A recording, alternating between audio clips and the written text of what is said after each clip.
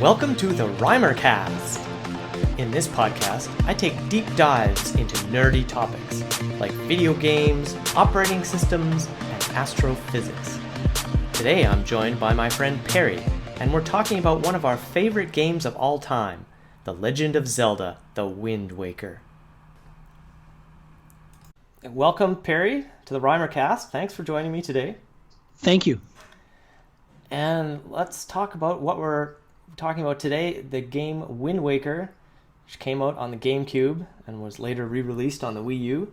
Yes. Why are we talking about this game? Why this game and not any other game for our first podcast in the ReimerCast? Well, this is a game that we both have liked in common right since we started becoming friends several years ago. Those who don't know, Jeremy and I used to work together for a subsidiary of Activision Blizzard. He's still there, I'm not.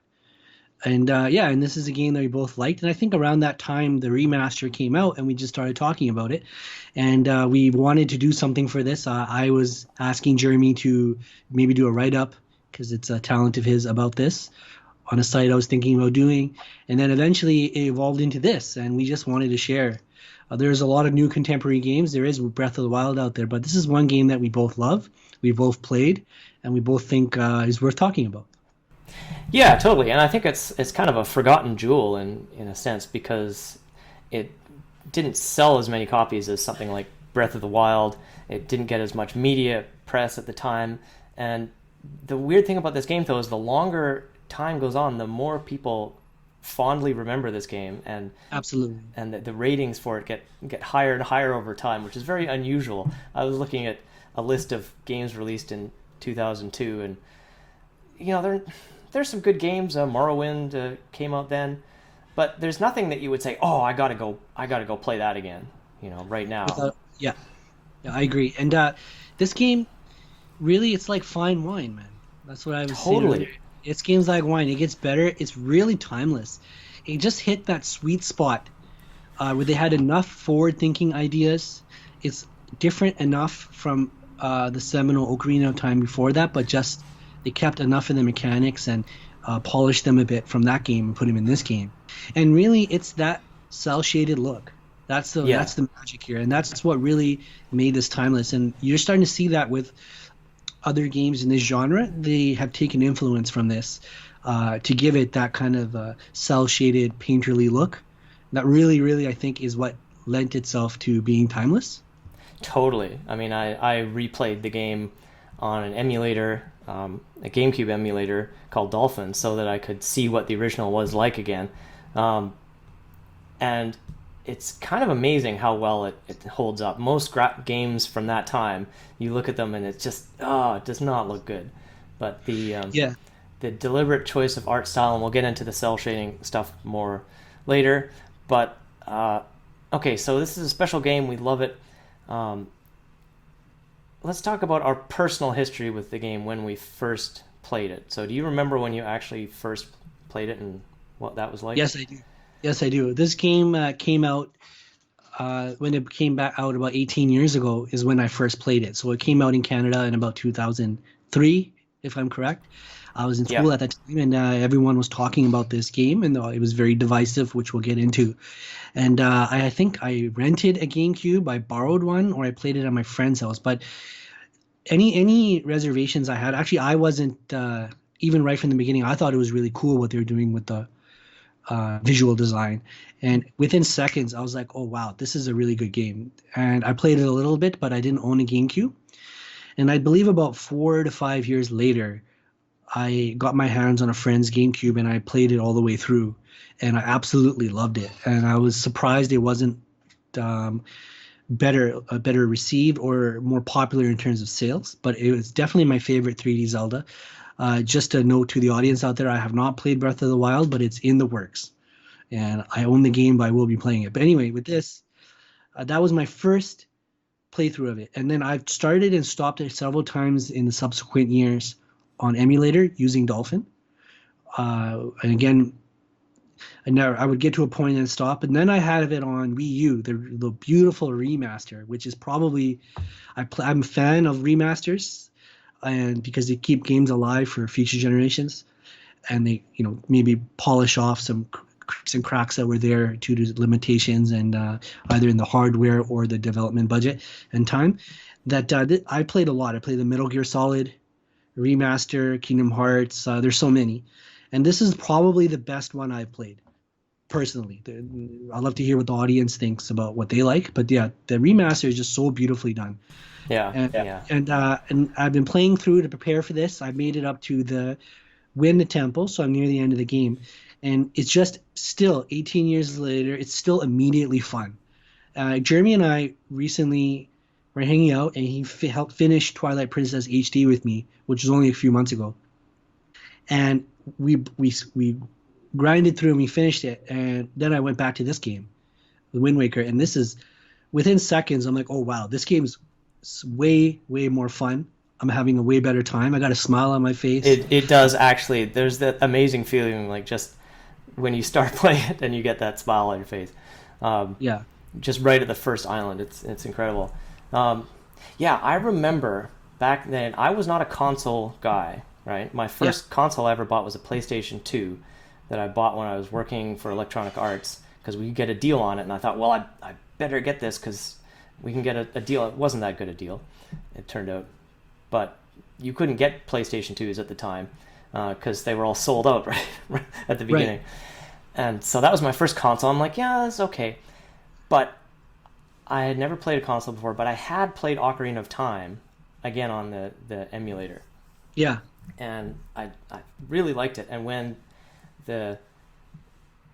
Wind Waker came out on the GameCube, I went and bought a GameCube that was bundled with the gold box of Wind Waker, and I remember going down to the Future Shop and being so excited to get this thing. And if you think about it, like, I had a PlayStation 2. I didn't need a GameCube.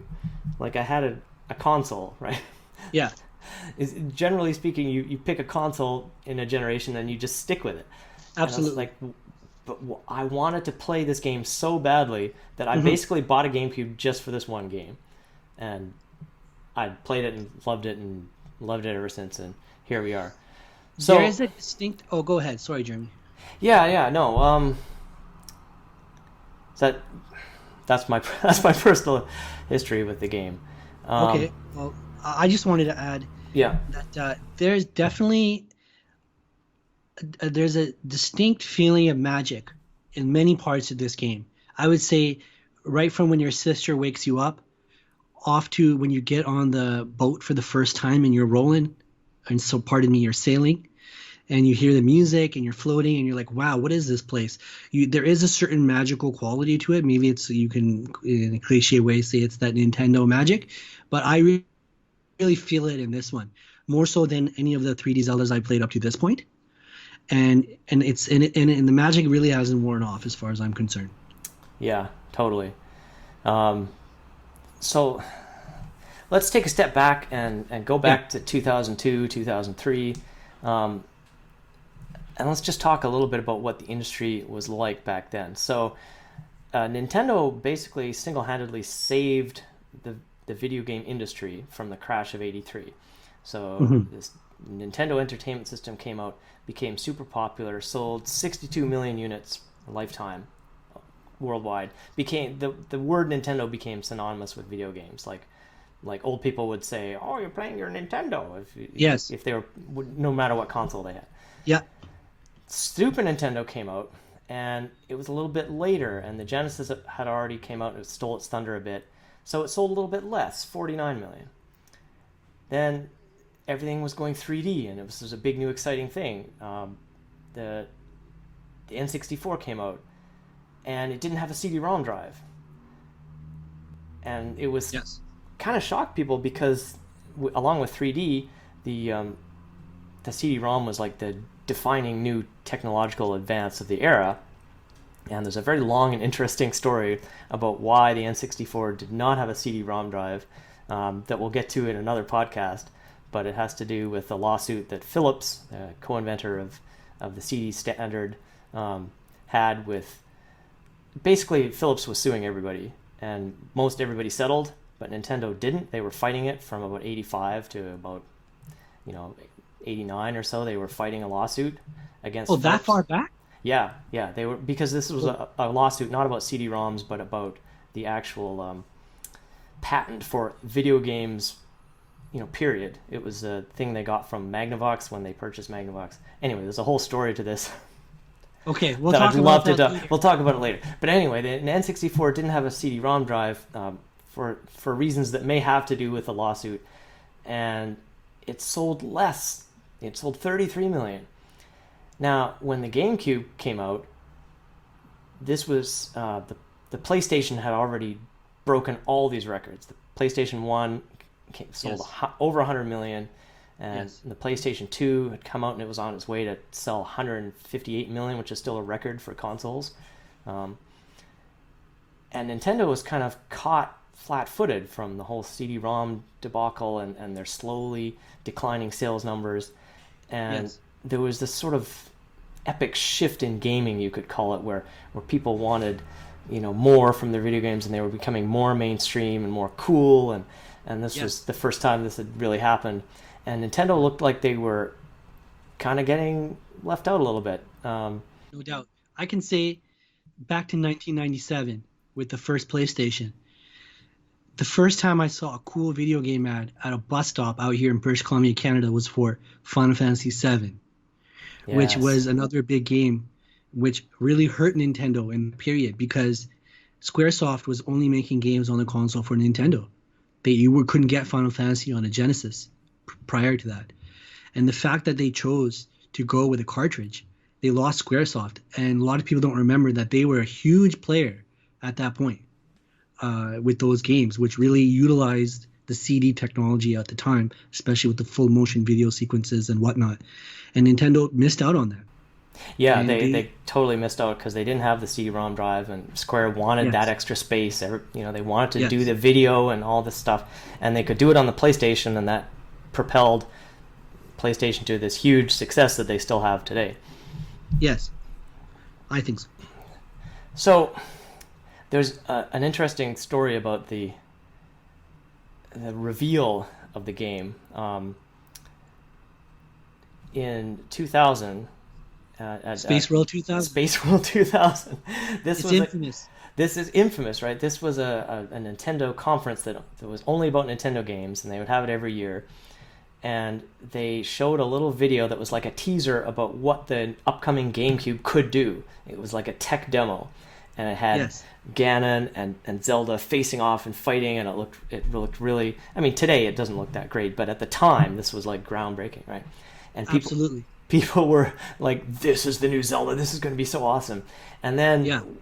2001, next year, they showed a trailer for Wind Waker, and what happened? Well, basically, there was an outcry from the fans and the gaming industry in general. It was like, what are you showing us this tune Zelda?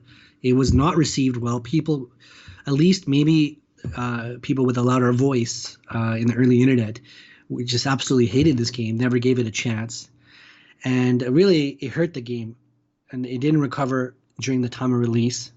Like we were saying earlier, all that's been washed away. But yeah, it was not received well because we have to be honest, it came off the feet of Ocarina of Time. And that game is so seminal, it was such a big smash in terms of its impact that people just wanted more of that. And then to make it worse, like we are saying, the Space World 2000, they showed us more of that, got everyone hyped, and then they went completely the other way. So you can kind of understand people's reaction, but I still have to give it to Nintendo for all the choices they made in this game. Oh, Uh, totally. Yeah, like totally, yeah, it's like one of the bravest moves I've seen as a nerd in my life for a follow up, yeah. right? Because Well, it's this just is yeah, the go. thing. They could have just done you know, another Ocarina of Time, but with better graphics, which is what everyone expected. The director um, of Wind Waker was Eiji Aonuma.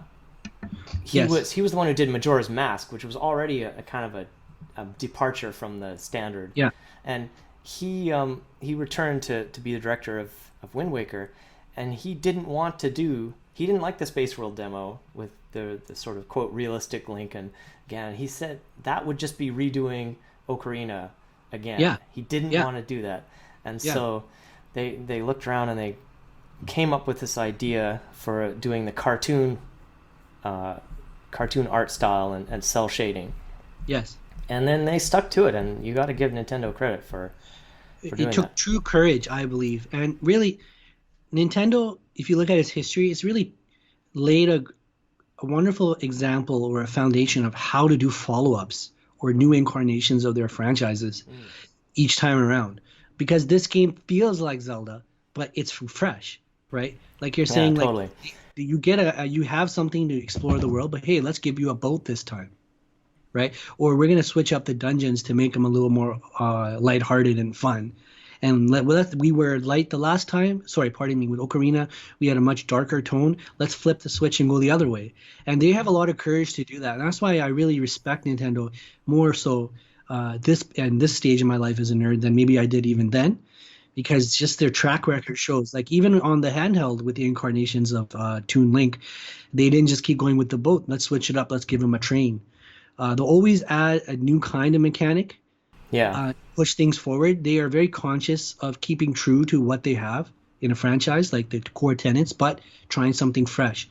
And a lot of the industry doesn't learn from that, and it's kind of sad. But then that's why I always want this company to survive. Like even though I think with the Switch they're good for a long time to come. I think they'll be okay. I mean, Yeah.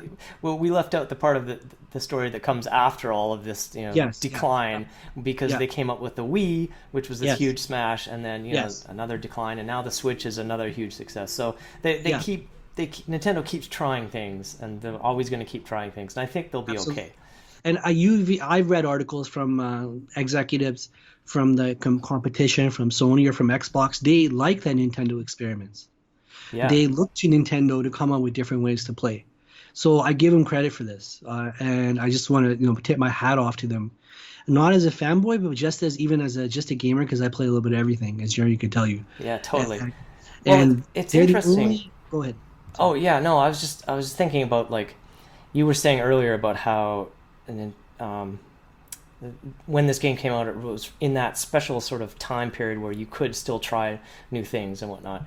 Um, and yeah, you look at the AAA game industry today, and everything is just following a formula, or something was successful, so copy Yeah. that. But Yeah. if you think about what Nintendo was doing, they made almost what you would call today an open world game. Like, Precisely. Yeah, they did. there's It's no there's yeah. no loading. You can sail from one end of the world to the other, and Yes. the GameCube was loading stuff in the background, and it used level of detail to sort of make the islands much less detailed so that they could keep up with the graphics displays and whatnot. But still, that was, it was like a limitation of the console that could only display so much, so many Yeah. textures and things. So they simplified the textures, they simplified the environment with the ocean, but they made a world where you can literally sail anywhere and Yes. seamlessly get off your boat and get on an island and walk to the end of that island, and then get on the Yeah. boat and go across the whole thing and never have a loading screen. That's fantastic. It really was quite an achievement. It was not appreciated enough at the time. Yeah. But that's another reason we wanted to talk about these things today. And I really have to say, yeah, there's 49 islands, I believe, in the game, even in the remaster. Yeah. And it's really up to you to find them. And you can explore at your heart's desire, and they add some perils for you to face in the ocean, like cyclones, sharks, those, I'm sorry, Zelda fans, those things that pop out, the squid-like figures. I can't remember the exact noun for them. And they're all there to, impede your path. There's all these secrets in the ocean itself. There's Yeah. treasures you can uncover, treasure maps that are located. And everything is really, this game is more so than I think the ones before. It's so rooted in exploration. Maybe Yeah. less so, Yeah. maybe less so going through all the dungeons, which we will talk later.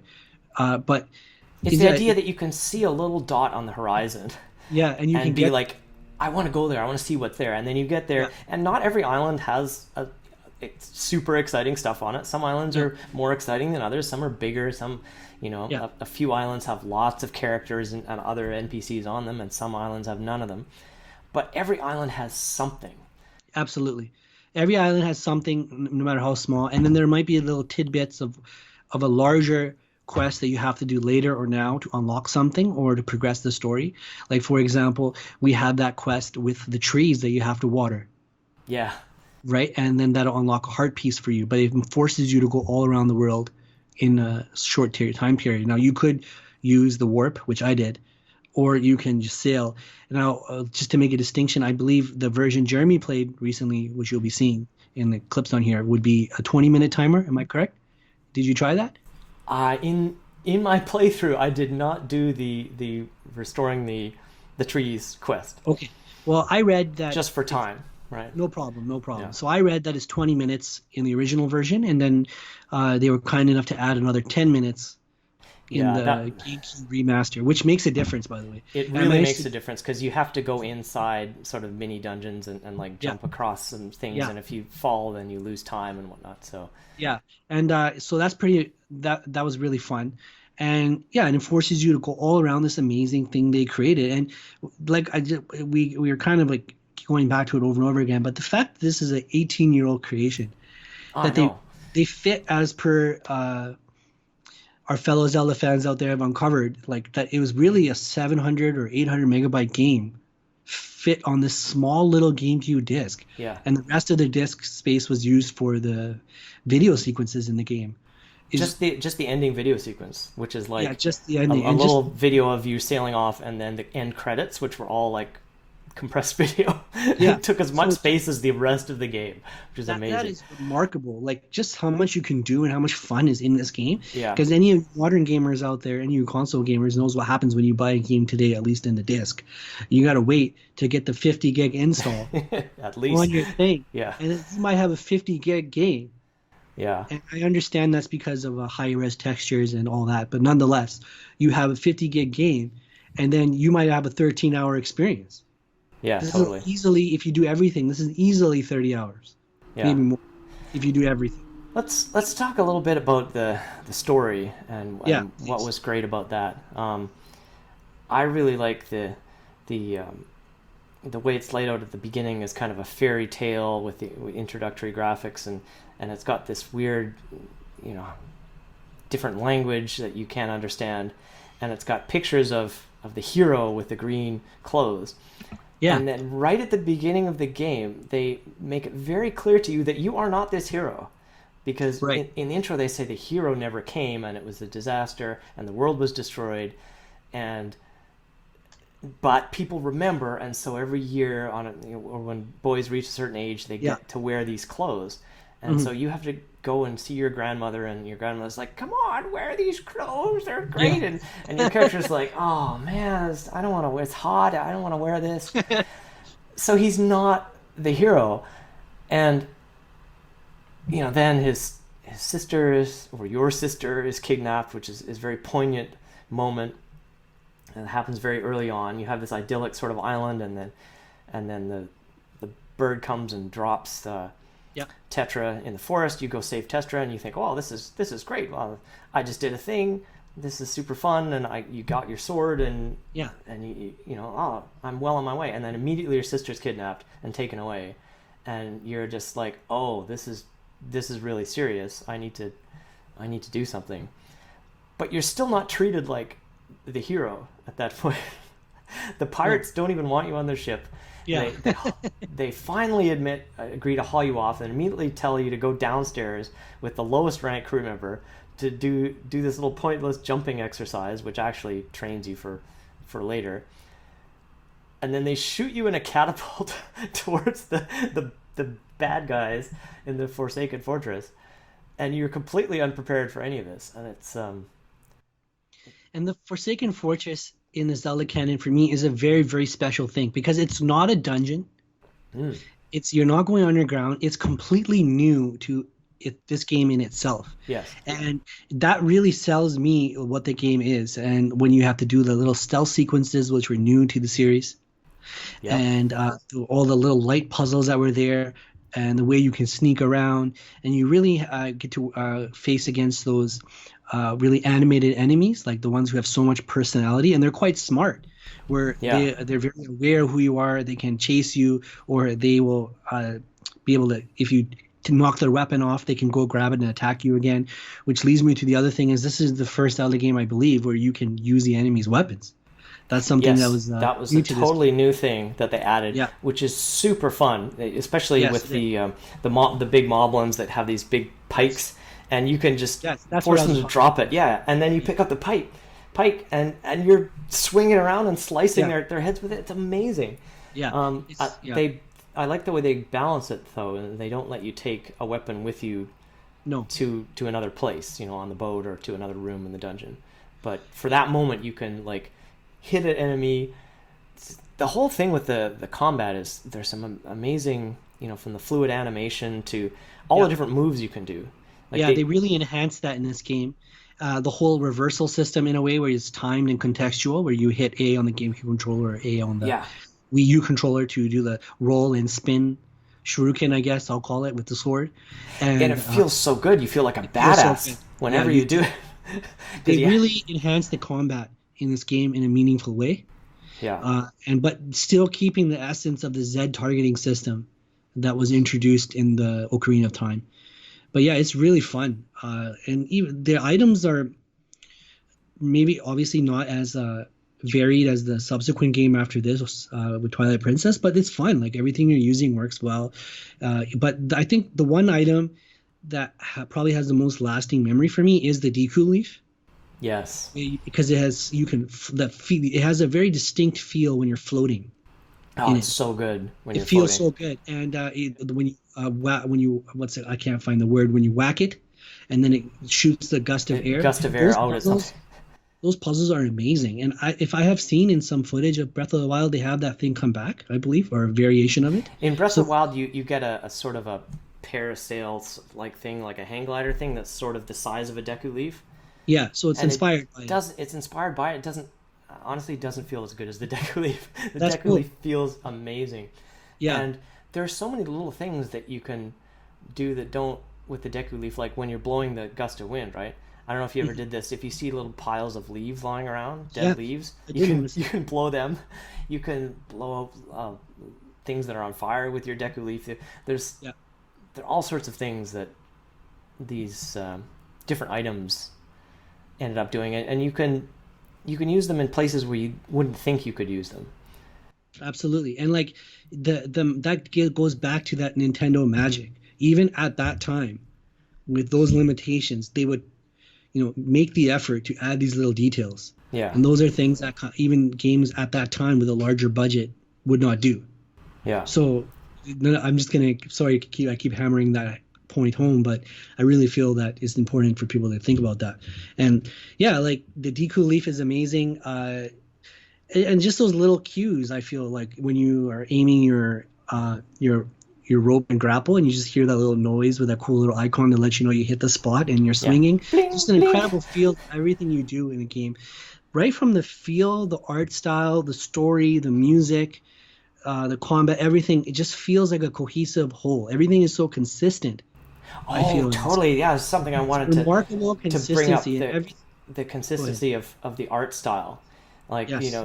yeah, everything's cell shaded and it's sort of flat shaded and the shadows are very sharp and whatnot.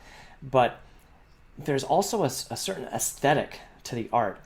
Yes. When you first get your green clothes, your belt buckle is this big fat belt buckle with the thing that looks kind of like you know, a cinnamon bun or something. It's got this swirl on it, right? And you're Yeah. like, why does Link have a swirl on it? And then if you look really closely, the swirl keeps coming back everywhere in the game. When you kill an enemy and they disappear into a puff of smoke, there's swirls and swirls around those Yes. enemies. Some of the enemies actually have swirl tattoos, like the Moblins.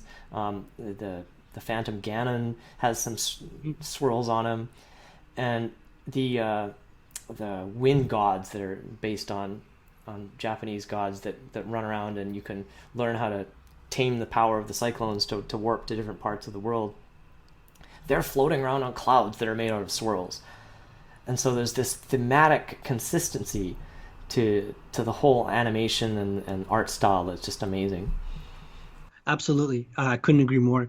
And there's just I can't nail down the correct word, but Wind Waker, when you say that word to a fan or someone who's playing the game right now, if they're able to find it, or if someone that will play it, it has a unique feeling to itself. Like when I say you say Wind Waker to Jeremy or myself, you're gonna feel it's a distinct emotion will be evoked inside. Yeah. I don't know. Yeah, and it's channeling what everything Jeremy just described.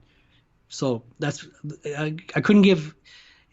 I hope that people can still get access to this game if you can find it. We can't tell you how to get it online, but if you can find a GameCube version at your local game store, Yeah. or if Well, you can find a Wii U, if you own a Wii U, you can still buy the game digitally if you haven't played this yet. Even though Breath of the Wild is there, I still would recommend going back to play this game.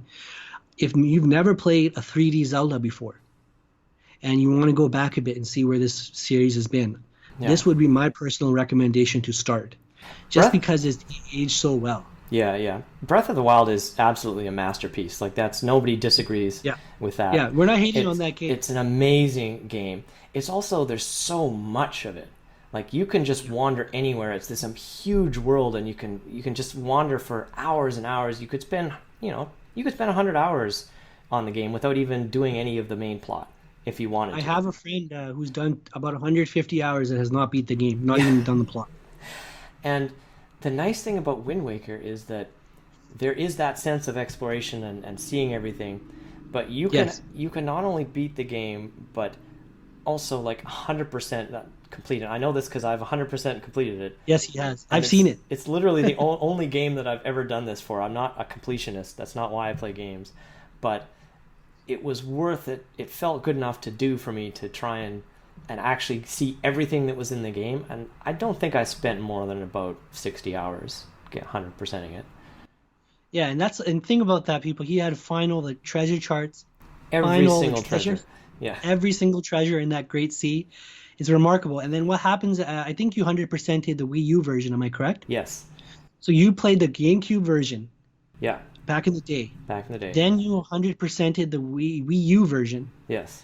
Then for this ReimerCast, you played through it again for the GameCube version, and I you still went back. I have to tell our fellow friends out there that he went back to the Wii U version just to get another taste yeah, I did. uh, before this. So that tells you, like, and as a friend of Jeremy's, he plays a variety of games. He has other things he could be playing, but something about this makes him come back. And I have to say that about myself too. Yeah. Yeah. There are just so many great moments um, in the game itself. So let's talk about that. Can you think of any specific moments that you had during the gameplay that you just thought, "Oh wow, this is cool. What just happened?" I would say I just beat the Earth Temple uh, in the game, and that all the light puzzles of redirecting your shield, and you also to break down barriers, to work through it, to redirect the light to create, to make those statues bounce off each other. All of that really impressed me. Outside of everything we already described about the overworld, but that dungeon is one of the better ones I've played in a Zelda game. Yeah. Yeah. That I think that is my favorite Zelda dungeon of all time. Oh Um, wow! yeah. And why? Why is that? Just because well, I like both of the temple dungeons where you have a little companion that you're trying to help. Yes. The Yeah. the one with Medley in the in what is it? The wind. There's a wind dungeon. There's an earth dungeon. Medley is Yeah. the There's the first you play the Earth dungeon with Medley, right. Yeah. and then you play the Wind Temple, which I'm doing right now with Yeah. the incarnation of the Kuroki people. Yeah. So both of those are neat because you feel like you have someone else helping you there. Even though it's just an NPC character and you actually use them. But in the Earth Temple, there's, you know, it happens in the Wind Temple too. In the Wind Temple, you lose Makar very early on, Yes. and it's just Yes. like no, and then you find him, Yeah. but he's locked behind a door, and Yeah. you're just like, Yeah. I gotta save him. I gotta figure out how to save him. And then once you get him, then it opens up all these other possibilities of things you can do because you can plant little seeds and grows a tree, and then you can like use your Hook shot. little hook. Is it the hook shot or is it the Hook shot. yeah? It's called the hook. Yeah, use the hook shot and you can like grab onto the tree and you climb up. And he can also fly around. He has like the ability to fly, and there's so many good moments in Yeah, and that like temp. No doubt. And like what this game's dungeons show you, right, is like because co- coming off of Ocarina of Time, it's just a complete mastery of how to navigate a 3D space, which Yeah, was still in that time, even though there's hundreds of games that were doing it, it really kind of set itself apart because the dungeon that Jeremy's describing is a vertical dungeon, really. Like there's yeah, that one section where they have the wind tunnel, sorry, that giant fan that's shooting you up into yeah, the air, and then yeah. so you're going kind of like Utapau in Star Wars, where you're going totally up and down this tunnel and navigating around it and using your different tools and items to go through it. It's really, really well done, and they really thought through of how to navigate that space in 3 dimensions. It's pretty amazing. Uh, yeah, and then also like just the just the expressiveness of the character of Link himself and how he reacts. It's so well done. He's like a living, breathing dude that you're He controlling, has right? so many facial expressions. It's amazing. It's there. There's a we'll talk about it later on the Wii U version, but there, even on the GameCube version, the fact that the heads, which are so comically big, you think, well, that's kind of silly or it's anime inspired or whatever. These giant eyes, what what that lets you do is convey emotions Yes. that you couldn't convey with a tiny, 6 polygon head that's about 12 pixels high. This giant head and the eyes, and when Tetra winks at you, and it's Hmm. all these little facial expressions when Link is like, "Arr!" He can't Yeah, do like something. when he's sliding. Yeah. Just when he's sliding, he makes that little expression. It's amazing. Yeah. And there's a thing where if you move the camera around, Link will look at something that's interesting. Now, maybe it's an NPC, maybe it's something you haven't noticed, that's something he might look up, and you have to Yeah. look up to find the thing to grab on with your grappling hook. Right. No. Yeah. Absolutely. Another thing that's unique about this game that maybe which differentiates it from the rest of the Zelda canon is the fact that there's not a two-world mechanic in which they're like in the previous game there is the young Link and adult Link. In this game, you're just Toon Link or Kid Link the entire game. Yeah. There is a section where, spoiler alert, I guess 18 years later, but where you go and you see the old Hyrule. But And that's about it. that's another amazing moment though Amazing in the moment, actually. game, Yeah, that is the one. because Yeah, absolutely. you go down underneath the water and Yes. you see this kingdom, which essentially is supposed to be the Ocarina of Time kingdom. The Yes, it is. timelines are weird and they don't all make sense, but this is supposed to be 100 years later, and Link, adult Link, saved the day, but then he went back in time to become boy Link again or something, and so he Yeah. didn't wasn't around the next time because he went back in time anyway. But just seeing that moment when you go down and you see this kingdom that's frozen in time, and you can't quite get out there, you can't like wander about in the open world the way you can above the surface, Yes. but it just shows you a little glimpse, and you're like, oh, and you're walking down these little roads and stuff, and you can sort of see a broken down house in the distance. You're like, oh, this used to be a whole kingdom. Yeah. It's It definitely evokes those feelings, yeah, without a doubt. Yeah, I have to say, and that's a really cool part that you don't see coming. Like yeah, I didn't see that coming, and even when I played it again, I enjoyed it as much as I did the first time. It's amazing, and yeah. So another thing I want to talk about, if we just harken back to when this game first came out, yeah. is what was we talked about the sales, but what kind of games were popular in 2003, and let's say even up to 2006? They were more mature, action-oriented games. Yeah. And this was just so different from those games at the time, and it's still really different. This game is such a unique property. There's like maybe a little bit with the recent Assassin's Creed games where you're a pirate, where you can go on your boat and do stuff. I know there's Sid Meier's Pirates, and there's that rare game on Xbox where you're a pirate. But in terms of going on the ocean, but this type of long adventure-like game with this type of format is really unique. I don't know if you can think of another example like this, Jeremy, at least Yeah, of this yeah. type of production value and size. Maybe there's some more contemporary ones that are influenced by Wind Waker, but it's really in the annals of video game history, it's unique. So that's why we also wanted to talk about this because it's so, it's like a little gem that Yeah. should never be forgotten. Awesome. Um, and I totally agree. There's so many little moments too that I can think of that where you just sort of, even on the ocean world, where you think, well, nothing's happening on the ocean world. It's all this sailing. It's long. Well, Yeah. things do happen. The weather changes. Seagulls come and fly behind your boat. The sharks will come and dive and try and attack your boat and knock you off of it.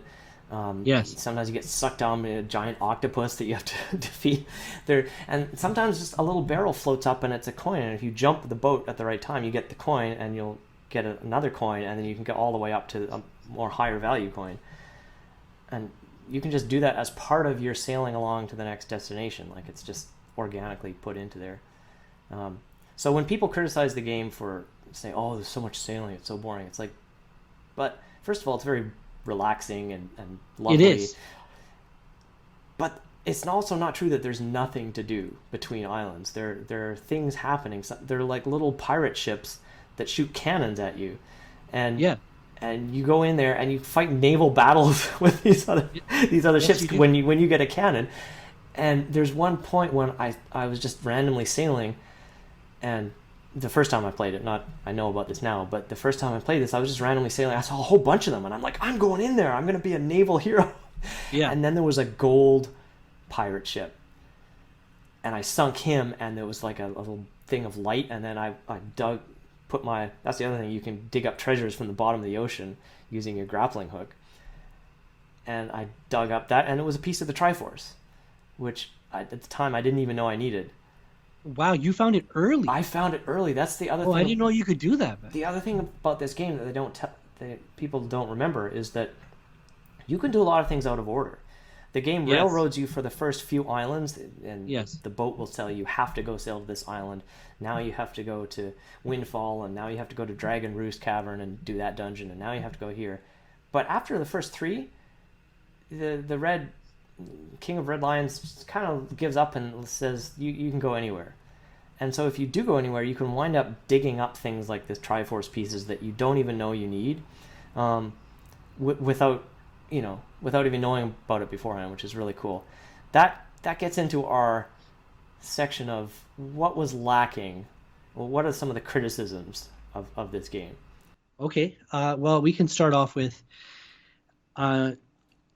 barring aside the known technical limitations, you can say at the latter half of the game, you wish there could have been one or two more temples. Yeah.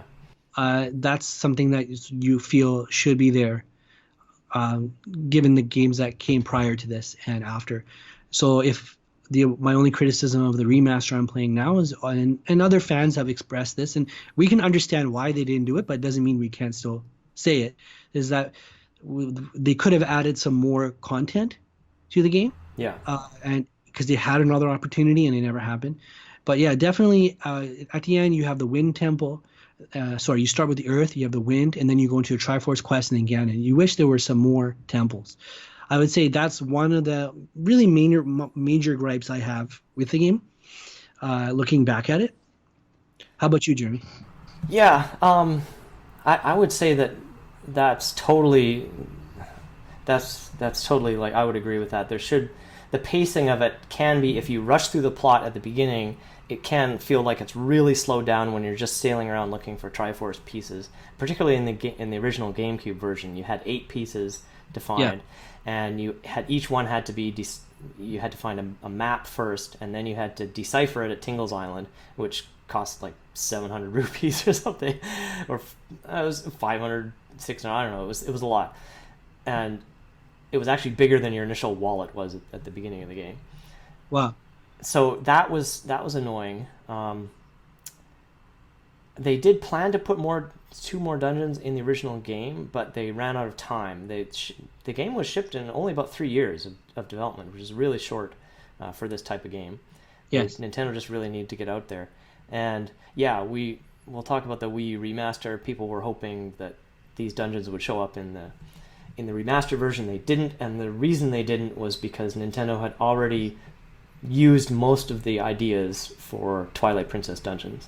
And That's true. some people say maybe even Skyward Sword had some influence of those dungeons, but there were only 2. They probably just put them both in Twilight Princess because there was a lot of content in that game. Absolutely. And but that still doesn't take away from what I would say is lacking. It's not an outright damnation, of course, because we just expressed how amazing this game is, even till this day. Is that they have so much ingenuity over there at Nintendo that they probably could have even devised new ones, and put them in here. But that was probably the only gripe. And yeah, there are some pacing issues. I would also say one thing I wish you didn't have to do is really call up that fish guy in the ocean every time you want to put something on the map. I would rather have had once a new island is discovered, it just shows up on your map. That does get a little annoying throwing the Yeah, bait. You have to make sure you have enough bait on you and you throw it on the yeah, fish. But it also it's kind of neat because it feels like you've earned each segment of the map, and sure. so the map becomes more of a real thing that is part of your journey. You're opening segments of the map that were just blank before and revealing it all. And so I really like that part of it. Yeah, if the like we said, if the worst person or the worst thing you could say about a game is that there isn't more of it, that's that's not bad. That's the best you can say, Yeah. at least in my life of playing games. And like and you know, you're a little sad like that you're not going to see more of this on a console. They did obviously make sequels and spin-offs on the handheld space, but you really wish in some day, just as a nerd, like as a fan, that this would come back, or they'll give me a DLC. But it's not going to happen, It's right? not going to Because happen. they're gonna keep going. Now it opens it up to all the nerds out there who can maybe mod the game and give me more. That would be I cool mean, if some nerds want there to do are that. people who have hacked into the code. I've seen some videos. Shout out to you, Zelda fanatics out there. Yeah, but that's the only real gripe. That tells you how well and how much they were able to achieve at Yeah. that time, the original time period. So Yeah, yeah, like the totally. story is really nice. And oh, and I guess another thing is and this is a common thing you hear on the internet or people, friends, if you talk to them about this game, is the Triforce Quest. It's not a popular segment of the game.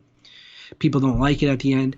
I No. feel that probably the rationalization is they couldn't fit the dungeons, and they wanted to make sure that this is a guess here, that you or force you as a player to explore the world, to Yeah. go around and see everything they put in it. Because you could, if you didn't have this section, you could very well just railroad through this game Yeah. and not Seeing see about everything. yeah, you could without the Triforce quest, you could finish the game while seeing maybe a quarter of the map at most. Absolutely, yeah, and and that's and not fun. and that's not fun. Yeah.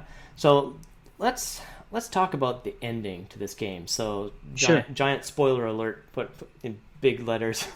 Spoil- spoilers, spoilers. Spoilers for a game that came out 18 years ago. Um, so there's a cool thing, and this has happened in numerous Zelda games, but it's still always exciting to me when it happens, where you find out that Zelda is actually another character disguising Yes. herself as another character. In this case, it's Tetra the pirate, but she didn't even know she was Zelda, and then, as often happens when she discovers she's actually Zelda, she has to immediately get put into a fridge for her own protection, and then she doesn't get to do anything. So that's disappointing. It would have been nice to have a bit more of Zelda. But right at the end,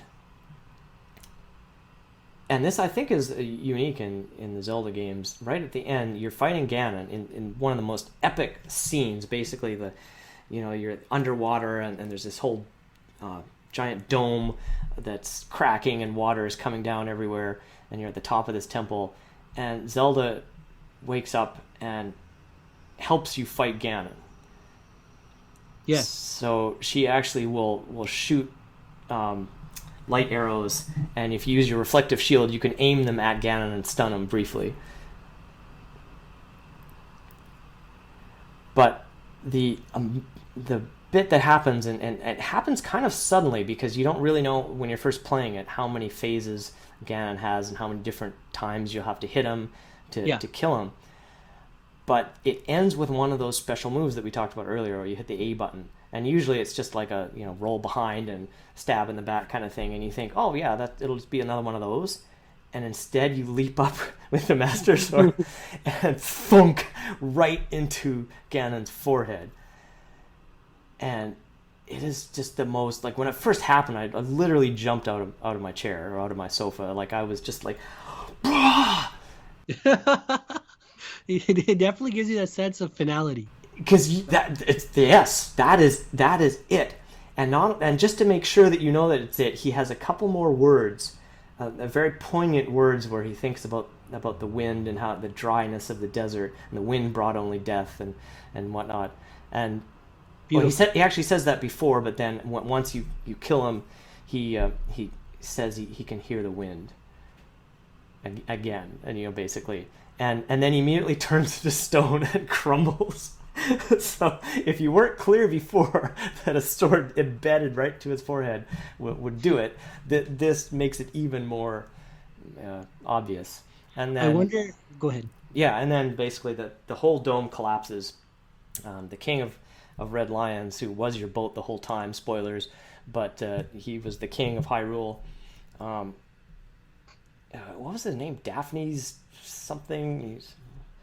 Out of respect to all the fans out there, I'm not even going to try to pronounce it, but It's, it's a cool name. it's a cool name. Anyway, he makes these little oxygen bubbles for you and Zelda to save yourselves and float up to the surface, and then you have the little epilogue which is pre-rendered for no really good reason, but you have the epilogue where you're on the boat, you're on the Red Lion boat again, and Zelda's on her pirate ship, and you're just taking off together, sailing off to find new lands that you've never seen before. Yeah, And it's just, it's so good. Such a good it's a ending. fantastic ending. Yeah. Best ending, I think, in And any of the Zeldas. that's arguable, yeah. Yeah. In Yeah, and I wonder at what point in the development they made that sequence, because maybe it wasn't planned that way, and they were just tired, and they're like, let's just put the sword right in his head and end this thing. I gotta go home. Well, it's The so train's- it's so shocking because even though the game has the theme of like a lot of danger, like giant birds kidnapping young girls and whatnot, there's never a lot of sort of overt violence in the sense of you hit someone with a sword and they go rah and then their armor falls off and then they run around or drop their sword and they run around looking for it, and when you finally kill them they just fall back and disappear in a cloud of dust. This is literally the first time in a game that you embed your sword into someone. no doubt. So it's pretty cool. So let's talk a little bit about the Wii U remaster, because this basically, apart from the missing dungeons, they fixed any problem that you might have had with the Yes, game. and I've been playing it as of this morning. And again, we'll probably share a list by all the fandom out there that have already cataloged everything that's changed. But Yeah. some of the noticeable things, first of all, you have a bigger wallet to start. Yeah, it makes it a lot easier. The coat of paint is not even a coat of paint, just it feels like a new game in some respects. The colors are so vibrant in 1080p. And the Yeah. models are, it feels like the models have been retouched. I can't tell you. I'm not. This is the interesting thing. They didn't retouch the models at all, like, Oh, apart okay. from the higher resolution because it's 1080p. Wow. But what they did add was bloom lighting and subtle adjustments to the way the lighting works. So things are a little bit brighter, like you say, the colors pop a little bit more. It was just a slight modification to the shaders so that everything would pop out a little more. And when the sun is behind you, you get the bloom effect, has a little bit of a darker outline around characters, which sort of makes them kind of pop out a little bit more against the background. And Yeah. that's it. That's all they had to change graphically.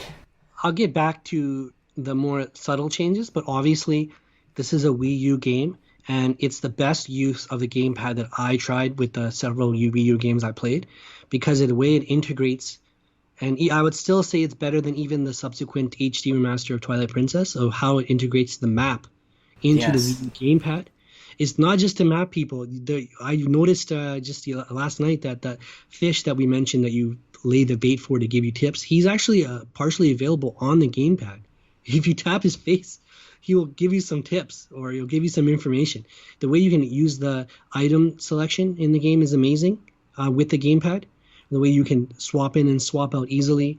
Yeah, and the integration of the map on the ocean and in the dungeons is just fantastic. I'm kind of going to miss not having that when I play the subsequent games after this, because it's just done so well and it fits so right. And that's probably obviously the largest change from those of you who have only might have played the original. Yeah, it's so good having that second screen to when you're sailing to look down and see the map, because it means you're not interrupting the flow of the game at all. You're just sailing, but you're looking and just like, oh, I'm here, I want to go there. Let's turn slightly, and yeah, the stuff with the items, you can just quickly in the middle of a battle just go bloop and just flick an item to another slot so you can instantly hit it. Whereas in the original, you had to like pause, go to the menu, assign the thing, and it kind of took you out of it. Yeah. The other thing they have in the Wii U is that you can use the gamepad controller itself as an aim assist, Yes, and I love it. It which really is works. so good. It feels like you're actually aiming the bow a little bit. It makes some things like aiming the bow at the Wind God way easier. It does. It does. And there's that definitely if you're lined up well with your Wii U correctly and you got the gyro set okay, like if it's reset correctly, it feels better. It feels so, just Yeah, precise enough. Yeah. yeah, it's really good having that, and they also fixed a bunch of stuff like I mentioned that were criticized. So that you mentioned the wallet increase. That means that it's a lot easier to pay for the map translations at Tingle Island, because you already have enough space in your wallet. But Also, there's a difference right there, Jeremy, yeah. about Tingle, because Oh those of you yeah, who might not know, yeah. in We the didn't talk about original Tingle. GameCube, yeah, in the original GameCube release, there was integration with the Game Boy Advance. So to those of you who don't know, there was a Game Boy Advance. It was like basically the sequel to the legendary Game Boy, and you could get an appliance to connect it to your GameCube while you play. And I personally never used it, so I couldn't tell you everything it did, but I believe it gave you hints or it gave you Yeah, tips through it while you're playing. Is that correct, Jeremy? Do you know yeah. more about it? You could get hints. It also before the Wii U version, it could show you a map of the area as well, and Oh also wow. other people could be using it while you're playing on the main controller, so they can actually look at the map, get hints, and tell you about things. Um, there's also there's a section we didn't even talk about that I wanted to talk about was the Please, the Nintendo Gallery. You have to please. you have to do all these crazy things. You have to fly over, go on the wrong exit in the Forbidden Forest or what? For, Fortress. No, not sorry, not the Forbidden Forest. Not the Forsaken Forest. The Forbidden Woods. Sorry. Pardon me. Yeah, yeah.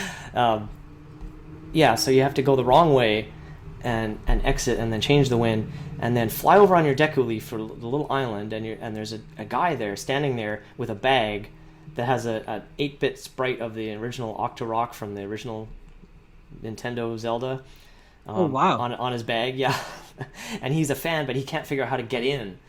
And so you have to get one of the Hoi pears, put it on your head. A seagull will come, take the pear, and then you control the seagull. We totally haven't even talked about this yet, but you can control the seagull at any point in the game if you have one of these pears. You can just buy off Yeah. the The shop. Pio pair, I believe, or Yeah, Poyo pair. Hio pear, Hoi pear, something like that. Poyo pair. Yeah. Yeah, and now you're like flying through the whole world. You can go anywhere, but you can crash the bird into a switch that opens up the hatch to go down to the Nintendo Gallery place, where you'll see a man who is confused why he's not getting more customers. Nice little sense of humor in the game. It's a nice sense of humor, and he also there's a little poignant bit there where he talks about, oh, welcome to the Nintendo Club. Yeah, we've been losing members lately, but the real fans, they know we're cool.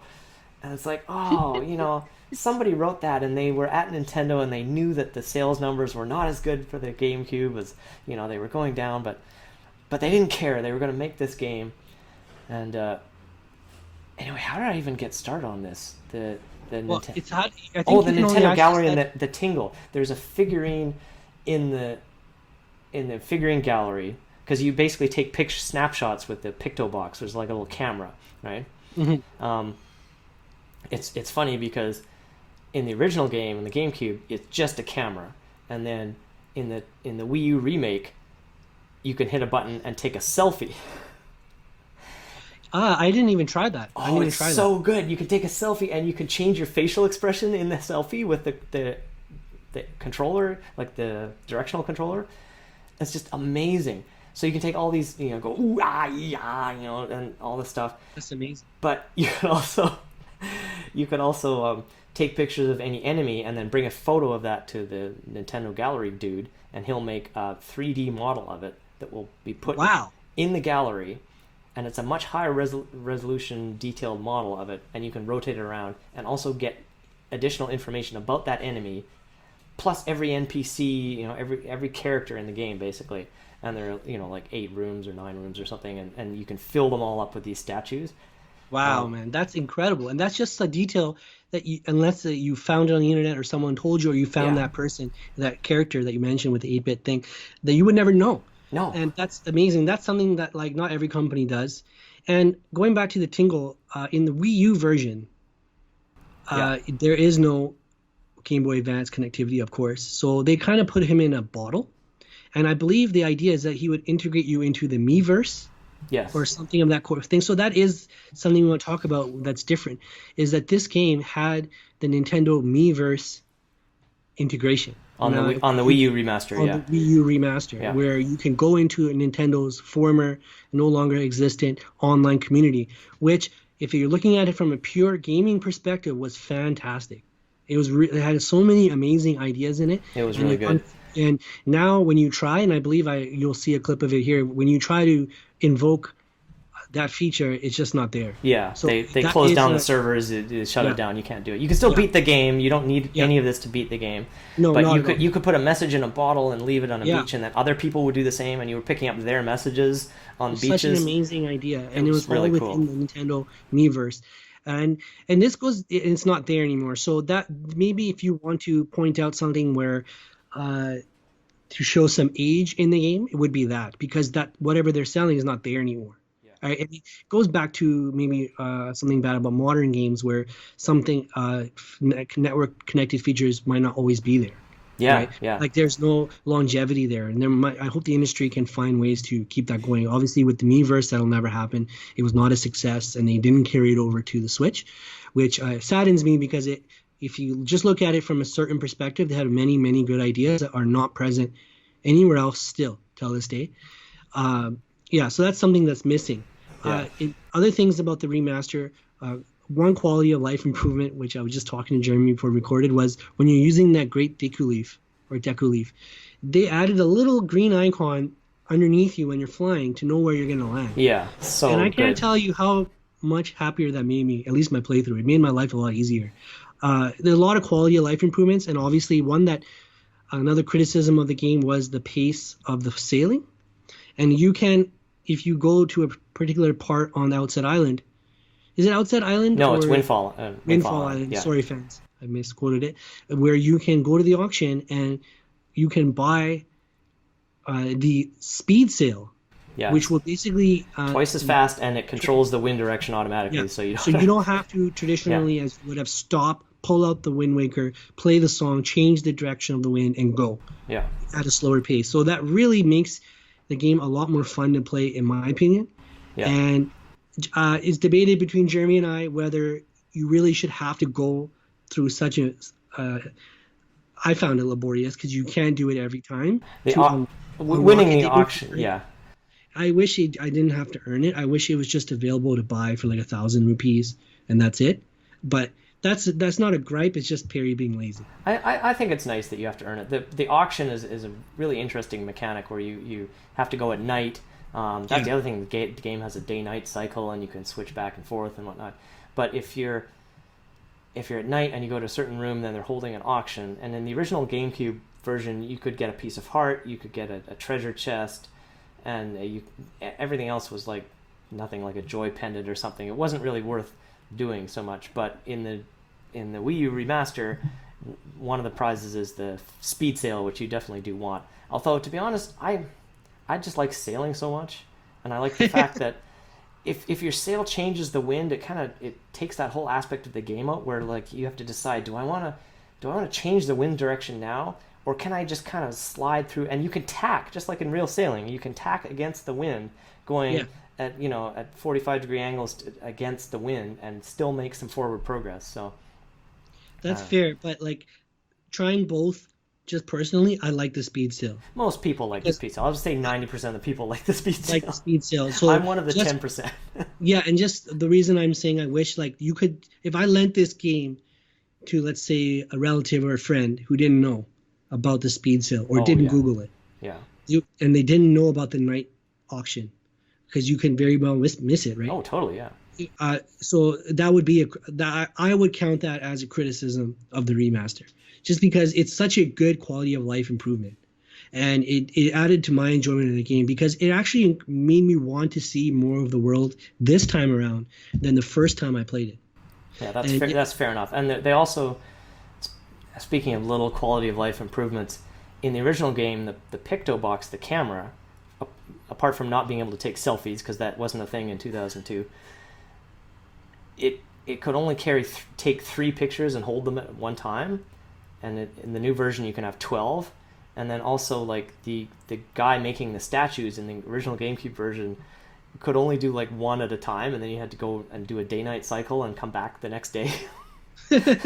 So you had to take the Wind Waker out and do the song, and then go to night and then day again, and then you'd have one more statue. Whereas I think you can do like a whole bunch, like 7 or whatever statues at once. yeah, Which, when I say 100% of it, I did not 100% it on the GameCube version. That would have been way harder, more time-consuming. yeah, Going back and forth with all these statues. And it's selfies are amazing though. I took a selfie with Ganon as he was attacking me in the end. really Yeah, because when you do a New Game Plus in the Wii U version, it has a little red icon on your save file, and your few little changes. You can keep your blue outfit from the beginning with the little awesome. crawfish on it. You never have to see the green clothes anymore, and you can understand all the ancient Hyrulean speech from the dragon and from Jaboon the whale and all the people. Hmm. And yeah, you keep all your pictures, so you can now go back to the Nintendo gallery and take that selfie with Ganon and make a statue of Ganon for your Can next you playthrough. can you keep your items, or is No, it no, the it's a items full are gone. How playthrough. about your hearts? No, your hearts go down to 3 again. So you're starting all the gameplay stuff is except for those things that I mentioned that carry over. Okay. Okay, But that's good for the fans out there who might yeah, not know. that's Uh, really the only way to 100% it, because otherwise you could never get a picture of Ganon. You only see him in cutscenes, so you'd never be able to get a picture of him and put it in the gallery and make it, because by the time you see him, you actually have to kill him. so, right. Yeah. so let's talk about what is the future for this game. We talked about video game preservation and how things are getting lost, and it's like to play this game now, you either download it and play on an emulator, um, Find a GameCube, find a GameCube, or a better yet, find a Wii U, because or there wasn't, like, it didn't sell well, and there are Wii U's out there, but with time that will dwindle. yeah, And it's one thing that, even though we are rewarding Nintendo, acclaiming Nintendo for all the experimentation they do, like we were talking about different integration in the Miiverse, the back in the day with the Picto box, like you just said, all these amazing features. But do they actually carry over as they continue to experiment on new consoles, right? yeah. And that's not always the case. But I hope that we will see a remaster port on the Switch, because it's really important to keep games alive. I Because think so too. Yeah, younger generations, because as games have, this game is like almost like an inflection point of, like, we're calling it like a piece of fine wine, right? yeah. Where this is a game where I know that I can give to a young nephew to play, and I think they'll like it. They won't gawk at it that, oh, wow, that looks really old. I don't think they'd say that with this one. I could be wrong. And No, you want other people to feel the things that we just described about this game. the And the other if yeah, it's lost in that's time, if yeah. it's lost in time, that's no good. And so that's why it's up to companies and Nintendo to keep these games alive. And I really hope it goes on the Switch. Yeah, I And think it's a possibility. Obviously we don't know what Nintendo will do, but they've put, because the Wii U was their most least selling console ever, um, less than the GameCube even.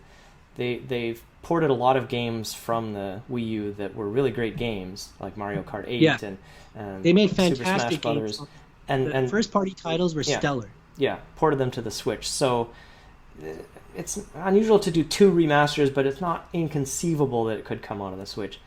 But yeah, there's an interesting point.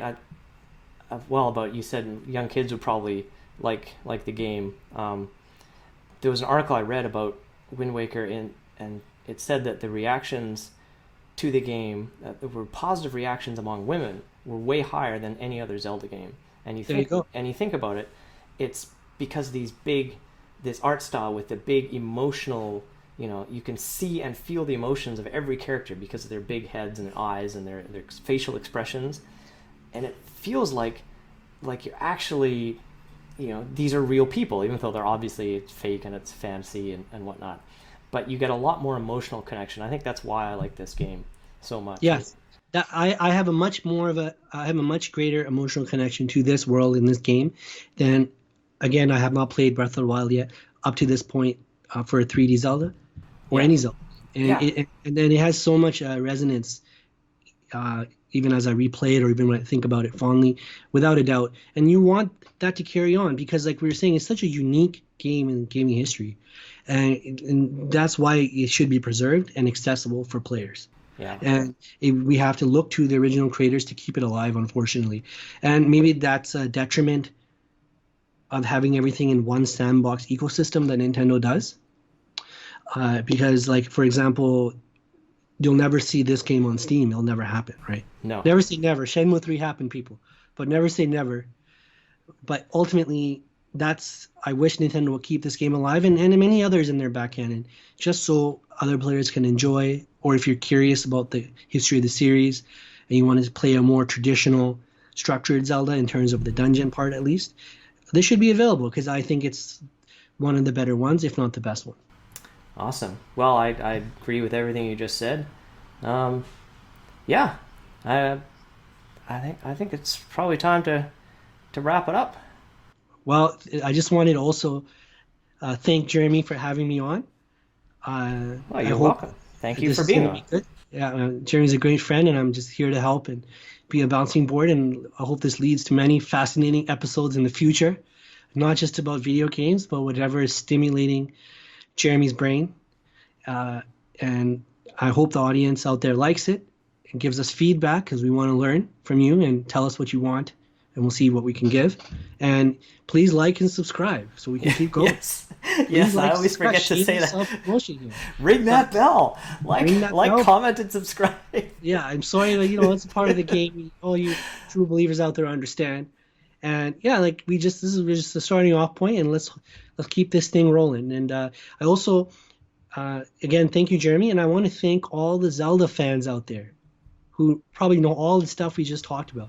Yeah. The ones of you who might not know this series, I hope this will incline you to play the game and enjoy it as much as we do. And all the people who run the fan sites, like ZeldaDungeon.net. So many fan sites, yeah. Wiki. What a great resource. All the passionate fans who've cataloged every little detail of these games and mapped out what to do. Yeah. Like, it really helps. Like, I just want to close up. There's a couple things that you can be happy that are not in this game. For example, there's no wolf.